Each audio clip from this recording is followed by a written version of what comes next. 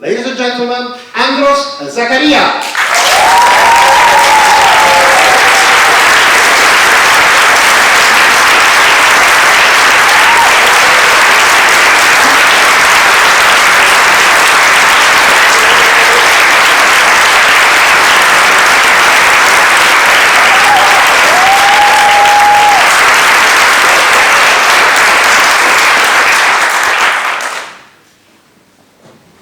Andros Zacharia, if only Andros Zacharia.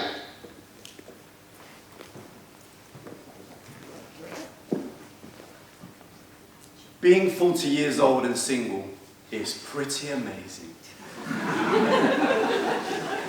If you haven't tried it yet, I highly recommend it. What I'm trying to say is, if you haven't got married, then don't. One of the problems I faced being single was at weddings. Every time, my uncles and aunties would be walking up, putting their arm around me, and saying, "It's your turn next, Andros." A friend of mine gave me the solution: stop going to weddings and start going to funerals. Ironically, the roles reversed.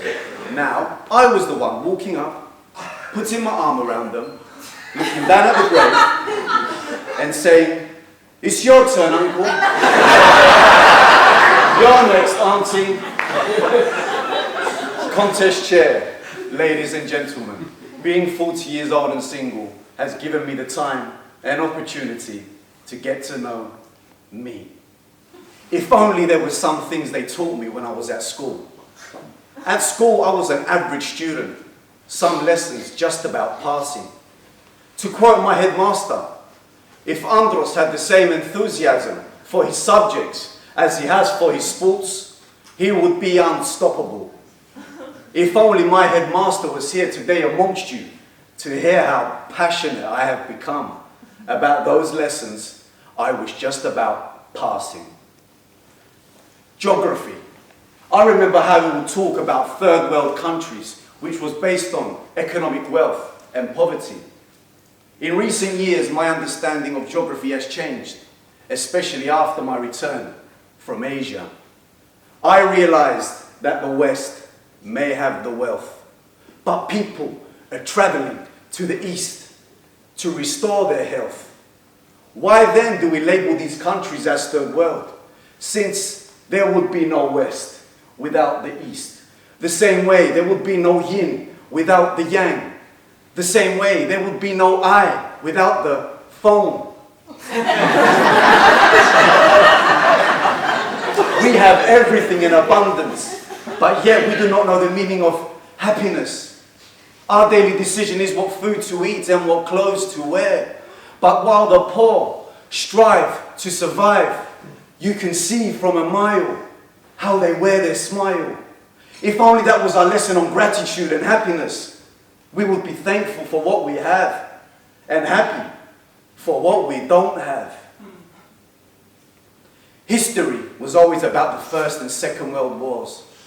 It's good to know the struggles, but struggles haven't changed. So why then do we call it history? Why do we judge this world based on these or any other wars and forget about the millions of wars that are taking place every day inside of us? Why are these any different? If only they taught us to find peace within ourselves, we would see peace around the world. And history will be history because things have finally changed. And there will be no need for soldiers, as our future generations have become soldiers. Biology. I remember the diagram of the female and male anatomy and how it was the closest I would get to some form of male excitement. They used to tell us about our five senses. But do you recall a lesson on the sixth? Just because you can't see it, touch it, taste it, hear it, or smell it, it doesn't mean it doesn't exist. Yes, seeing is believing, but believing is seeing. Do you hear me? Or do you feel me? Chemistry. They used to tell us that when you put two hydrogens with one oxygen, you get H2O. But did they tell us the elements for a successful relationship? It's a mixture of emotion, communication, and attraction. But if only it was that simple, I probably wouldn't still be single. If only they told me that it wasn't just about chemistry, but it had to do more with self-discovery. Physics was my weakest subject. Physics, life would knock you down, at times unknown, at forces never imagined. According to Newton, gravity will keep you down. According to someone new in town, it's during these moments that you will gather a strength that will help you back up, that cannot be explained by science. Mathematics was my weakest subject. My father used to say to me, Andros, no matter what you do in life, son, you will need maths. If only that were true, Dad. I'm still waiting for algebra to kick into life's equation.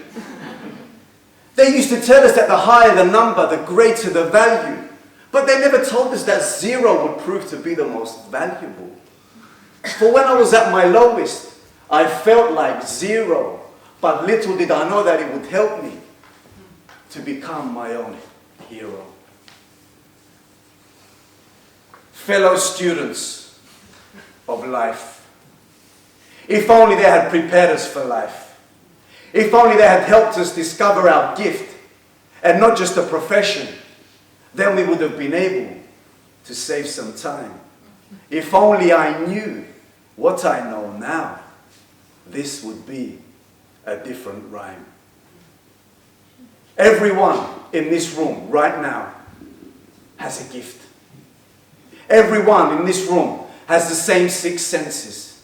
The only difference between you is how willing you are to keep unwrapping until you discover your gift. And when you do discover it, life will make more sense. Ever since that fateful day, I have never stopped going to funerals. What is one's final destination has become my source of inspiration. I know it sounds morbid, and it is. But I don't want to be guilty of allowing my gift to die. Do you?